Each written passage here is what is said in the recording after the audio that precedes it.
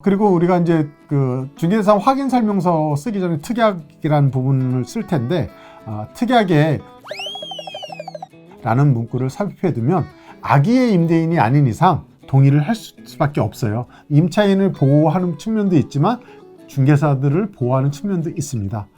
혹여나 문구 삽입 불가 입장을 하는 임대인이 있다라고 하면 우리는 그 임대차 계약에 있어서 다시 한번 써야 되는지 말아야 되는지 한번 체크를 해봐야 될 부분도 있을 것 같아요.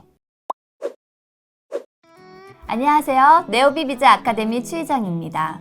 우리에게 부동산은 먹고 자고 생활하는 공간이기 때문에 필수제로 나뉘는데요. 그 중에서도 특히 주거용 부동산은 공부가 필요한데요. 갑진년인 만큼 값진 분 모셨습니다. 아파트, 주택, 주거용 전문가이신 서현석 대표님 모셨는데요. 안녕하세요. 안녕하세요. 네오비즈 아카데미 중개실전과정 강사 서현석입니다. 34회 공인중개사 공부하셔서 합격하신 여러분들 진심으로 축하드립니다. 앞으로 여러분들하고 중개 실무 같이 하면서 우리가 나아갈 수 있는 방향, 그 다음에 중개 실무에 대해서 가장 기본적인 사항에 대해서 말씀 나누도록 하겠습니다. 대표님, 네. 초보 공인 중개사가 다세대 다가구에서 그 중개 사고가 가장 많이 나잖아요. 네, 많이 나죠. 저희가 예방할 수 있는 방법 뭐가 있을까요? 다세대 다가구 임대차 계약에 있어서 중개 실무에서 주의해야 하는 내용과 알아두면 좋은 중개 실무 내용 몇 가지 이야기해 보겠습니다. 우선 다가구 주택 임대차 거래 시 중개 사고 예방에 대해 말씀드리면 기본적으로 우리가 다가구 주택과 다세대 주택을 좀 구분할 수 있는 방법을 좀 알아야 되겠죠.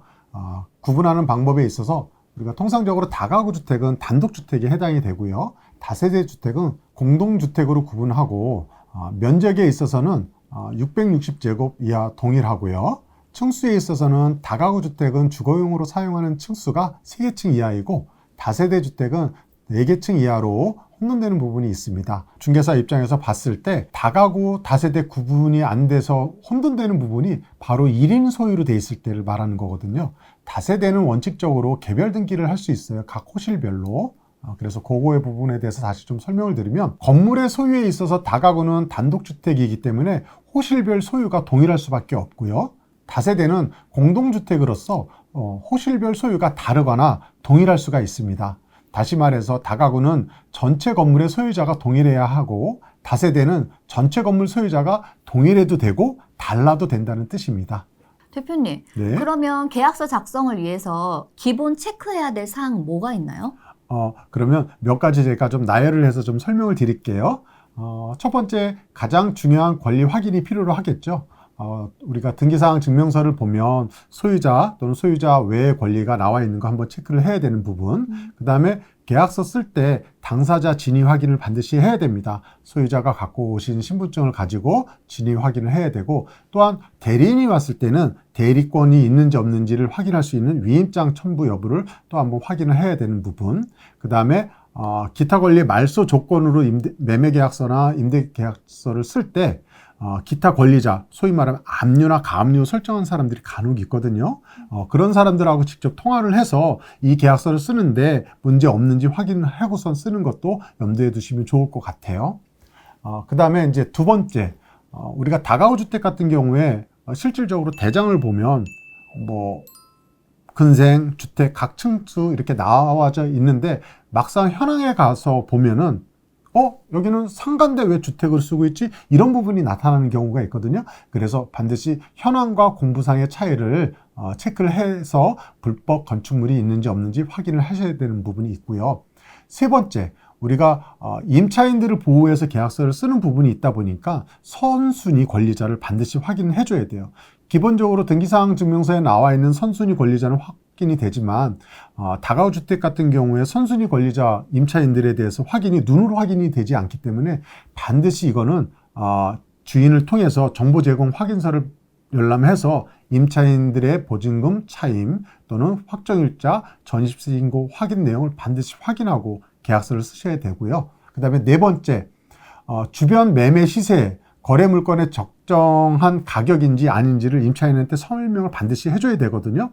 그래서 우리가 이 임차인의 보증금 보호를 받기 위해서 선순위 분명히 권리자가 있을 거고 나머지 후순위가 우리 임차인일 경우에 보증금 보장을 받을 수 있을지 없을지를 주변 시세 파악을 해서 설명을 해드려야 되는 부분, 그래서 이 보증금이 거래되는 금액이 적당한지 아닌지 파악을 하셔야 되는 부분이 필요로 하고요. 그리고 다섯 번째, 계약서 작성 전에 임대인의 고지사항에 대해서 설명을 반드시 해줘야 됩니다.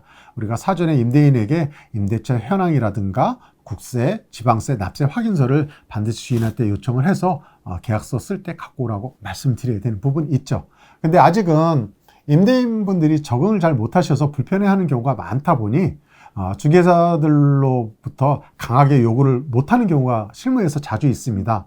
그래서 통상 임대인들은 대충 보증금 총액이 얼마야, 국세, 지방세 나 밀린 거 하나도 없어, 이렇게 설명하는 경우가 있는데 그렇게 계약서 쓸 때 말씀하시는 경우가 많아요. 그래서 우리는 그 임대인들의 불편함을 조금 더 도와준 방법으로서 임대차 정보 제공 요청서라든가 미납 국세 지방 열람 신청서, 이런 양식이 있어요. 그러니까 위임을 해서 대리로 떼어볼 수 있는 거죠. 그래서 이런 거를 계약서 쓸 때 미리 준비해 두셔서 임대인들한테 그냥 사인만 받으시면 돼요. 그래서 동의서를 받아가지고 우리 해당하는 임차인 보고 직접 열람해 보시게끔 할 수 있는 부분이 있으니까 이렇게 작성을 할 때 준비를 해주시면 임대인들이 떼어오는 거 불편함 조금 상쇄되지 않을까 생각이 들어갑니다. 그리고 우리가 이제 그 중개사 확인 설명서 쓰기 전에 특약이라는 부분을 쓸 텐데 특약에 임대인의 고지 내용과 사실 확인 후 차이가 날 경우 계약을 해지할 수 있으며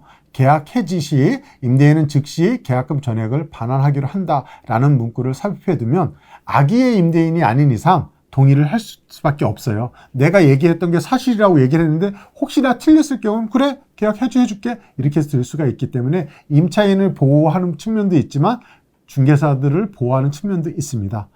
혹여나 문구 삽입 불가 입장을 하는 임대인이 있다라고 하면 우리는 그 임대차 계약에 있어서 다시 한번 써야 되는지 말아야 되는지 한번 체크를 해봐야 될 부분도 있을 것 같아요. 대표님, 네. 그러니까 최근에 전세 사기가 진짜 극성이잖아요. 맞아요. 네. 너무 안타까운 사연들도 많고, 이제 선의의 지금 중개사님이 피해를 보는 상황들도 많은데, 네. 저희 중개사들이 전세 사기에 빠지지 않고 그 피해 나갈 수 있는 방법 있을까요? 있죠. 우리가 조금 더 중개사분들이 세밀하게 좀 체크를 좀 하면서 가셔야 될 부분이라고 생각하는데 몇 가지 한번 그 실무에서 적용하고 있는 부분 말씀을 좀 드려보겠습니다. 기본적으로 우리가 중개사는 전문가라고 생각을 하고 있어요. 일반인들이 봤을 때는. 그래서 전문가답게 할 수 있는 부분에 가장 기본적인 게 주변의 시세 파악을 항시 체크해서 거래 부동산의 매매가와 전세가의 비율을 좀 판단을 할 줄 알으셔야 되고요. 그 다음에 두 번째, 갭 투자 시 매매가와 전세가의 차액에 있어 본인 부담금이 어느 정도 되는지 파악을 좀 해야 돼요. 왜냐하면 여기를 놓쳤을 경우는 차후에 전세값이 떨어지게 되면 많은 피해가 발생될 수 있는 여지가 있기 때문에. 그리고 임대차 계약은 반드시 현 소유자와 계약을 해야 해요.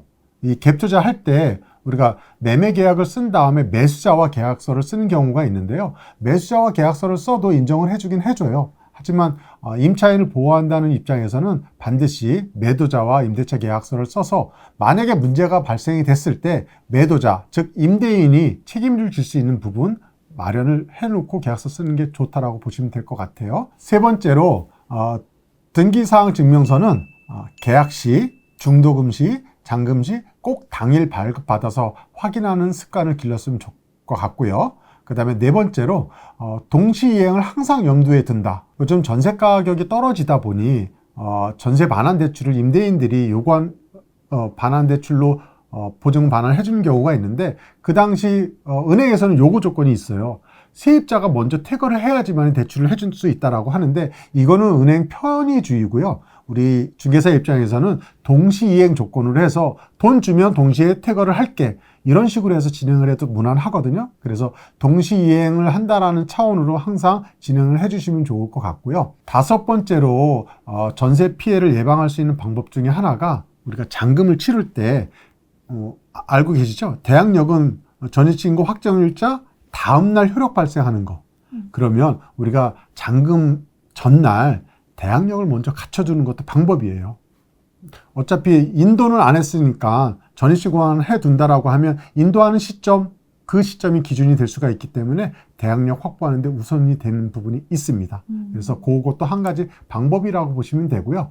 또 하나 6번째로 우리가 분양권 신규 입주하는 아파트 중에서 분양권 상태에서 거래 계약을 한다라고 하면 우리가 분양권 상태에서도 임대차 거래 충분히 할 수가 있거든요.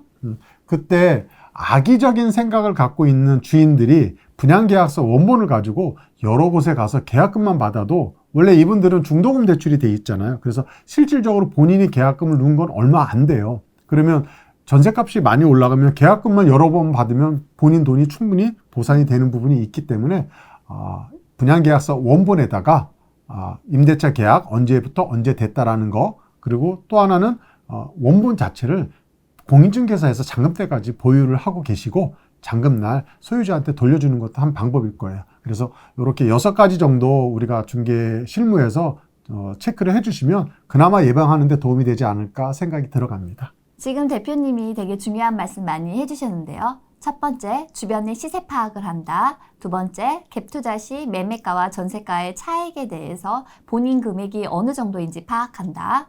그리고 등기사항 증명서와 계약서 중도금, 잔금 시에 꼭 당일 발급받는다. 동시 이행을 항상 염두에 둔다. 대항력을 위해서 전입신고는 전날 해줄 수 있으면 하셔도 된다. 분양권 상태에 거래할 때는 원본은 공인중개사가 잔금 시까지 보관해 주시면 좋다라고 말씀해 주셨습니다.